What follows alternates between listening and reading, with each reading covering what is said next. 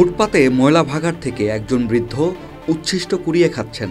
সম্প্রতি এমন একটি ছবি ভাইরাল হয়েছে ফেসবুকে। ছবিটি পোস্ট করে একজন এক এক রকম ক্যাপশন দিচ্ছেন। কেউ লিখছেন বাংলাদেশের অবস্থা, আবার কেউ বা বলছেন এটি দুর্ভিক্ষের বাংলাদেশ।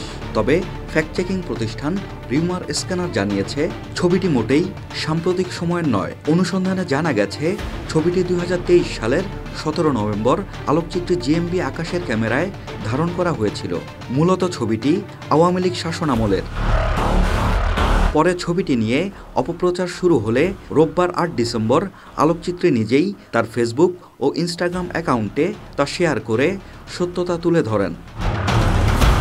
এদিকে ছবিটির সত্যতা নিয়েও প্রশ্ন ওঠে। কেউ কেউ দাবি করেন এটি আর্টিফিশিয়াল ইন্টেলিজেন্স বা এআই প্রযুক্তি দিয়ে তৈরি। এ অবস্থায় আলোকচিত্রী জিএমবি আকাশের সঙ্গে যোগাযোগ করে মূল ছবিটি সংগ্রহ করে রিউমার স্ক্যানার। পরে মূল ছবির মেটাডাটা বিশ্লেষণে প্রতিষ্ঠানটি নিশ্চিত হয় যে ছবিটি আসল এবং এটি 2023 সালের 17 নভেম্বর তোলা হয়েছে।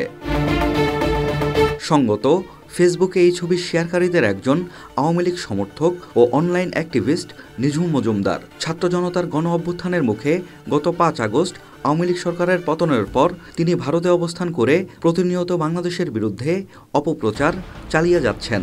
এমনকি ভারতীয় মিডিয়ার টক শোতেও তাকে অংশ নিতে দেখা গেছে। এর আগে একটি লাইভ টক শোতে ঢাকা বিশ্ববিদ্যালয়ের প্রাক্তন শিক্ষার্থী সৈয়দ আবদুল্লাহ তাকে হারপিক দেখিয়ে তীব্র সমালোচনা করেন। এরপর থেকেই তিনি নেটিজেনদের কাছে হারপিক মজুমদার নামে খ্যাতি পায়।